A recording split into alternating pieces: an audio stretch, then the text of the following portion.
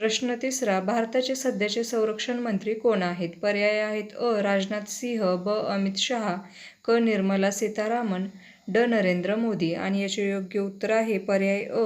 राजनाथ सिंह हे भारताचे सध्याचे संरक्षण मंत्री आहेत. 30 मे 2019 पासून त्यांनी भारताचे संरक्षण मंत्री म्हणून कार्य करण्यास सुरुवात केली. संरक्षण मंत्र्यांची नेमणूक पंतप्रधानांच्या सल्ल्यानुसार राष्ट्रपती करतात. विद्यार्थी मित्रांनो, तुम्ही जर पोलीस भरती किंवा आर्मी भरतीची तयारी करत असाल तर तुम्हाला देशाच्या संरक्षण मंत्री व गृहमंत्र्यांबद्दल माहिती असणे आवश्यक आहे.